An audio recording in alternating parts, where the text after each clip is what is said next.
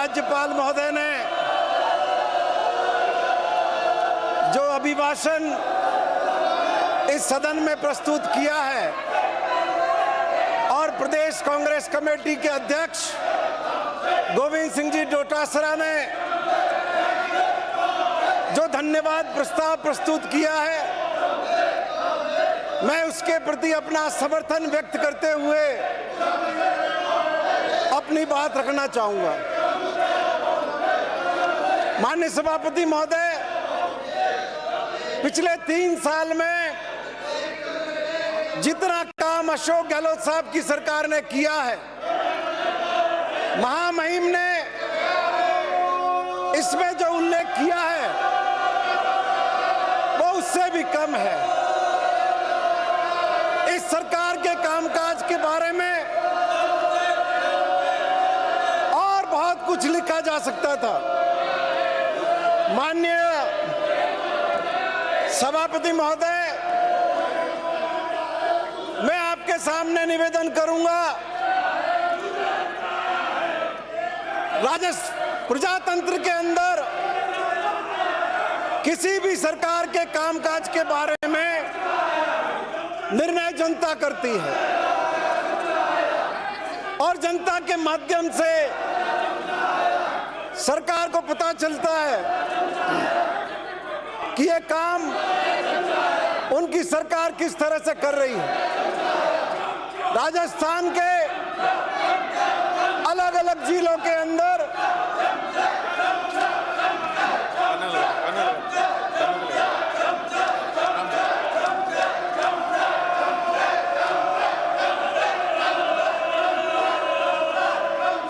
जो उपचुनाव हुए,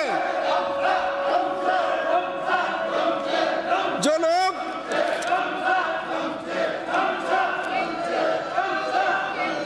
जनादेश को नहीं मान करके व्यर्थ के प्रपंच में अपनी ऊर्जा खर्च करते हैं, राजस्थान के उपचुनावों में राजस्थान की जनता ने इनको संदेश दिया, जहां भारतीय जनता पार्टी को न केवल चौथे स्थान पर जाना पड़ा, इनको जमानत तक गंवानी पड़ी अपनी,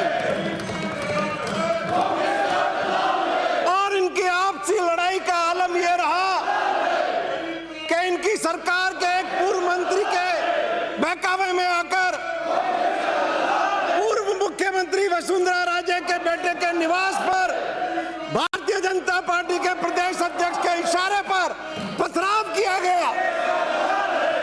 और यहां तक माननीय अध्यक्ष महोदय, आज इतने दिन बीतने के बाद भी उस मुकदमे में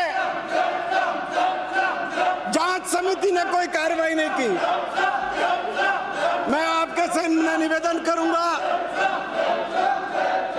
राजस्थान का नहीं, देश के प्रमुख अखबार राजस्थान पत्रिका ने पिछले दिनों एक सर्वे किया और उस सर्वे के अंदर मंत्रियों के कामकाज, विधायकों के कामकाज और विपक्ष के कामकाज और राजस्थान के लोगों की राय जानी।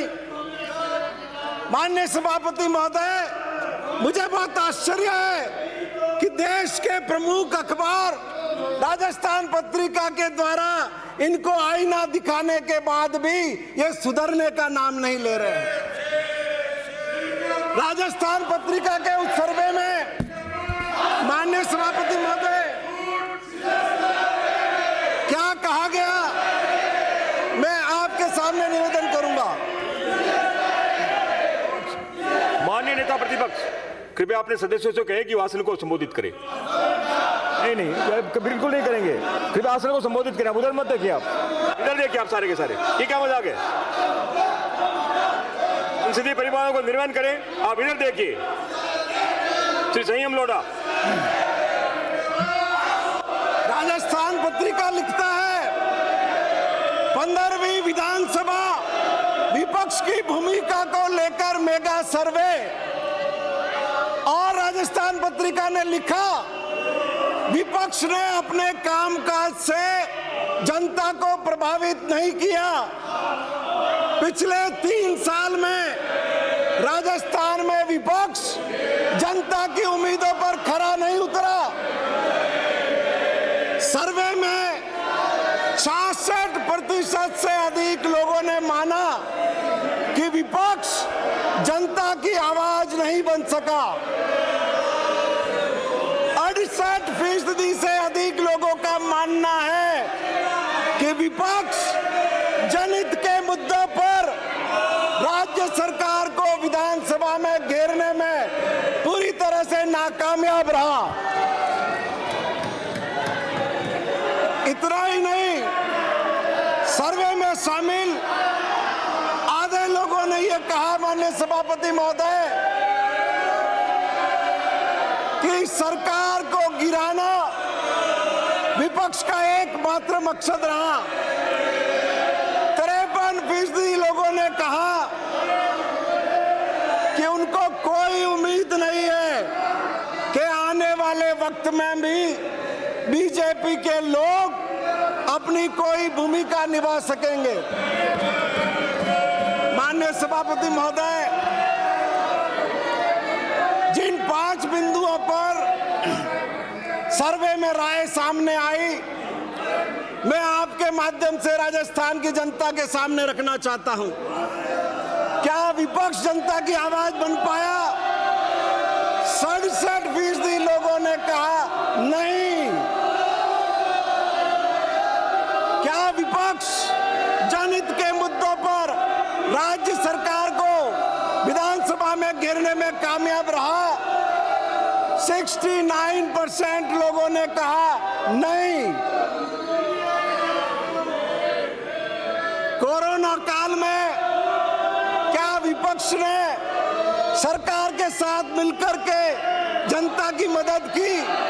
50% लोगों ने कहा नहीं।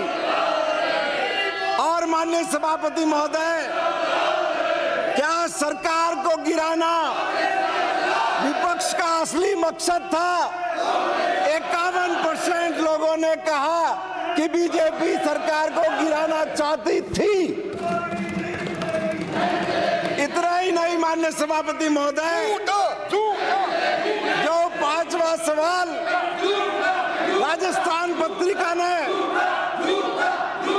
राजस्थान के लोगों के सामने रखा, अगले 2 साल में क्या विपक्ष और सशक्त भूमिका निभा पाएगा? 54% लोगों ने कहा नहीं। माननीय नेता प्रतिपक्ष, मैं पुनः आग्रह करूंगा अपने माननीय सदस्यों को कहें आसन को संबोधित करें। माननीय नेता प्रतिपक्ष अपने सदस्यों से कहें इधर दिखाएं आसन को। श्री संयम लोढ़ा।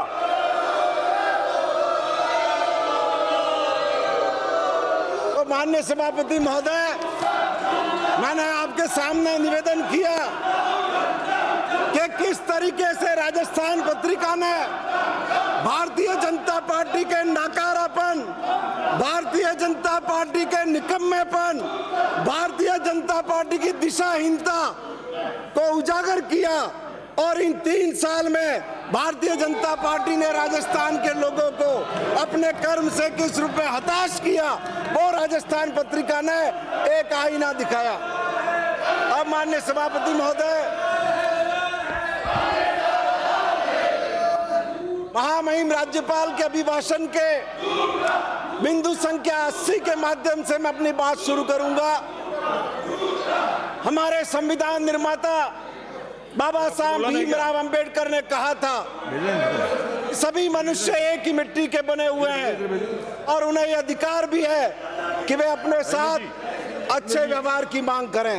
राजेंद्र जी, माननीय सभापति महोदय, आपके पीछे ठीक राष्ट्रपिता महात्मा गांधी की प्रतिमा की फोटो लगी हुई है और ये सरकार और हमारे मुख्यमंत्री अशोक गहलोत महात्मा गांधी के आदर्श को आत्मसात करके लगातार सार्वजनिक जीवन में काम कर रहे हैं। इन्हें इधर ले जाओ। तो समाज में सबसे पीछे बैठा हुआ आदमी है, उसको उन्होंने गले लगा करके एक सम्मानजनक जीवन देने का काम अपनी सरकार की लोक कल्याणकारी नीतियों के माध्यम से किया है।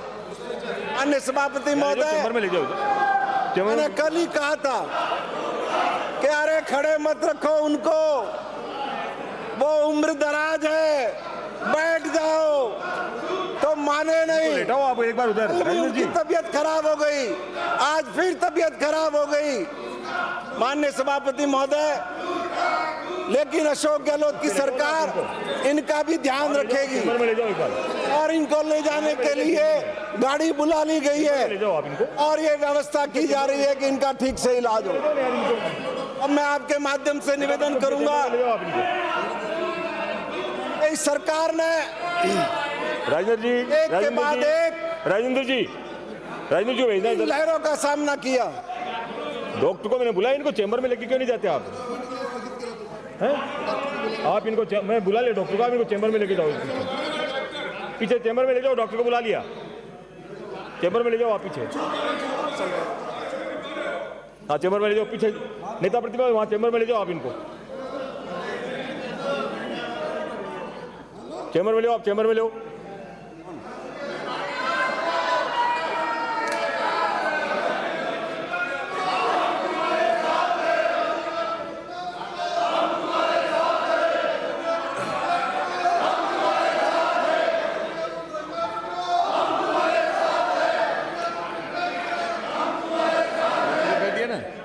जितने लोग संवेदना रखने वाले थे वो तो माननीय सदस्य के साथ चले गए और जो बिना संवेदना के हैं वो यहाँ खड़े हुए हैं अभी तक।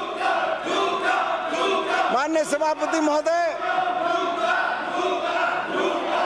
किन विपरीत परिस्थितियों में अशोक गहलोत ने राज संभाला था, मैं आपके माध्यम से निवेदन करना चाहूंगा।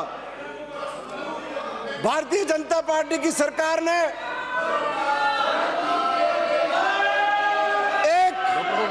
बदहाल अर्थव्यवस्था अशोक गहलोत को सौंपी थी। डॉक्टर को भेजना है। इसके अंदर पहले साल में ही फिस्कल डेफिसिट जो 3% की मियाद में होना चाहिए, 3% की लिमिट में होना चाहिए, पहले साल से ही इन्होंने उसको अर्थव्यवस्था को पटरी से उतारने का काम किया और 15-16 में उसको 9% पर जाके पहुंचा दिया। राजकोषीय घाटा इनकी पूरी सरकार के कार्यकाल में 3% की सीमा से बढ़कर के रहा। प्रति व्यक्ति आमदनी घट गई और पूरे राजस्थान में भारतीय जनता पार्टी के खिलाफ एक आक्रोश का माहौल था। बीजेपी के नेता जहां जहां जाते थे, नौजवान लोग एक नारा लगाते थे, मोदी तुझसे बैर नहीं, वसुंधरा तेरी खैर नहीं। और नतीजों के अंदर वो माननीय सभापति महोदय सामने आ गया। इसके बाद विपरीत परिस्थितियों में अशोक गहलोत साहब ने सरकार संभाली, लोगों का भरोसा लौटा, आत्मविश्वास का संचार हुआ, गरीब लोगों को उम्मीद पैदा हुई और आते ही पहले ही साल में इन बीजेपी वालों ने जो गरीब आदमी का 1 रुपए किलो का गेहूं बंद किया था, अशोक गहलोत की सरकार ने आते ही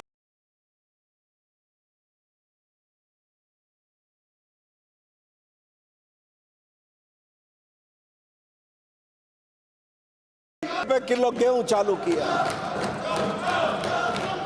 माननीय सभापति महोदय, सामाजिक सुरक्षा के क्षेत्र में हमेशा से हर सरकार, चाहे अशोक गहलोत की सरकार 98 से 2003 रही हो, चाहे 2008 से 13 रही हो और चाहे अब 2018 से 2023 की सरकार हो, सोशल सिक्योरिटी में अशोक गहलोत की सरकार का काम आउटस्टैंडिंग है। पूरे देश में इसकी कोई दूसरी मिसाल नहीं है। 500 रुपए विधवाओं को पेंशन मिलती थी, अशोक गहलोत की सरकार आई, पेंशन पेंशन को बढ़ा करके 750 रुपए किया गया। जिनको 750 मिलती थी उनको बढ़ा करके 1000 रुपए किया गया। हर घर तक सीधी सहायता पहुंचाने का काम अशोक गहलोत ने किया। पूरी मानव जाति, सभापति महोदय, दुर्भाग्य था कि कोरोना आ गया। 2019 के अंदर भारत सरकार को 2019 के दिसंबर में ही पता चल गया था कि चाइना के वुहान में कोरोना का पहला पेशेंट सामने आ गया और WHO ने 11 मार्च 2020 को उसे पेंडेमिक डिक्लेयर कर दिया। इससे पहले जब ये पता चल गया